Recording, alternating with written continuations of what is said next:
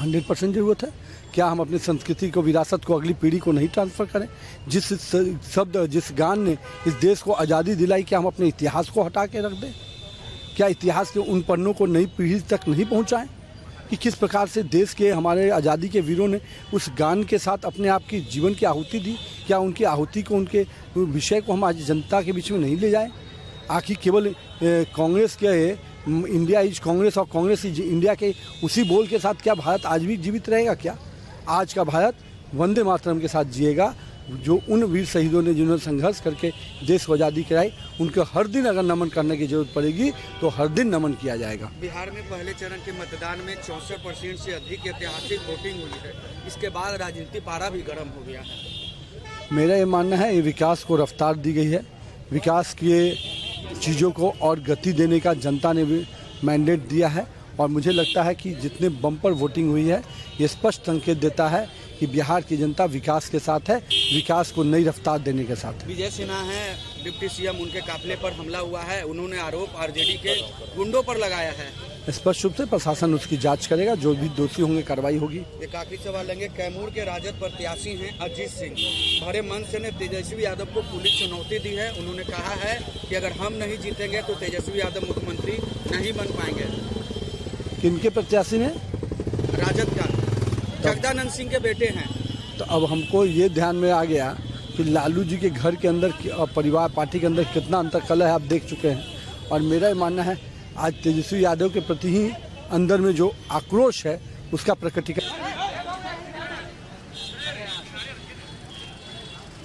Helmet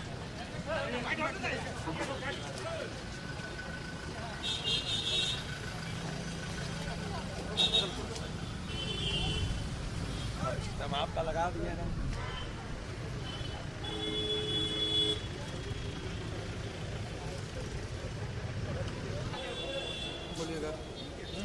BJP आज से वंदे मातरम का पूरे देश में अभियान चल रही है, क्या इसकी कोई जरूरत थी सर? देश की ऊर्जा के लिए, देश को एकत्र के लिए, देश के मूल मंत्र के लिए मातृभूमि, ये भारत केवल ज़मीन का टुकड़ा नहीं है, मातृभूमि का हृदय स्पंदन है। तो वंदे मातरम से जो ये स्पंदन आज़ादी के आंदोलन में मिला और अभी भी कोने कोने में भारत के पूरा पश्चिम उत्तर दक्षिण कहीं भी हो, वंदे मातरम के गान से ही जिस प्रकार से अंदर की ऊर्जा जागृत होती है, तो भारत माँ को माँ के रूप में मानते हुए वंदन हम जो करते हैं, तो वास्तव में एक नौजवानों के लिए और सभी पीढ़ियों के लिए एक ऊर्जा का जो स्रोत रहा है ये गीत, वंदे मातरम गीत, ये फिर से अपनी जागृत अवस्था में तो रह ही रहा है और देश के सभी कोने में इस पर्व के साथ जो मनाने का काम होगा आगे 150 वर्ष के वंदे मातरम का, एक क्रांति के जो बीज आज़ादी के आंदोलन में दिए हैं, फिर से इस बीज को निश्चित तौर पर भारत माँ की पूज्य के लिए इस गीत को मैं तो आह्वान करूँगा कि प्रत्येक लोग, जैसे हम लोग प्रारंभ से इस गीत को गाते हुए आगे बढ़े हैं, सुजलाम सुफलाम मलयजम शीतलाम, ये वंदे मातरम का जो गीत है, गान है, ये अपने आप में प्रेरणादायी है। पहले चरण में रिकॉर्ड तोड़ वोटिंग हुई है, इस पर क्या कहेंगे आप? वोटिंग जिस प्रकार से विकास के साथ विश्वास देने का काम इंडिया की सरकार ने किया है, उस विश्वास के साथ खड़ा उतरने का काम सब लोगों ने किया है। तो जनता का जो विश्वास है, जनता के जो पूज्य आशीर्वाद है, उसको हम धन्यवाद व्यक्त करते हैं और आभार भी व्यक्त करते हैं। डिप्टी सीएम विजय सिन्हा है, उनके काफिले पर हमला किया गया। विजय सिन्हा जी ने कहा कि दूध का दूध, पानी का पानी, हर चीज़ अपने आप में मीडिया में स्पष्ट है, आपको दिखाई दे रहा है।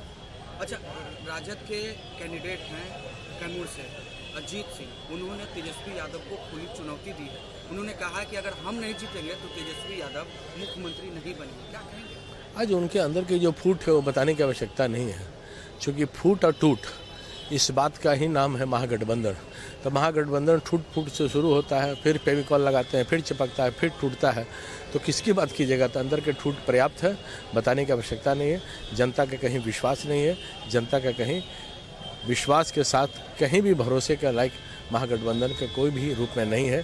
तो तेजस्वी यादव के बारे में कहना क्या है वो खुद समझ रहे हैं, खुद जान रहे हैं। क्या माहौल लग रहा है? माहौल पूरी तरह से है 2025 फिर से नीतीश, लगातार जनता के विश्वास के साथ हम आगे बढ़ रहे हैं, बढ़ते रहेंगे।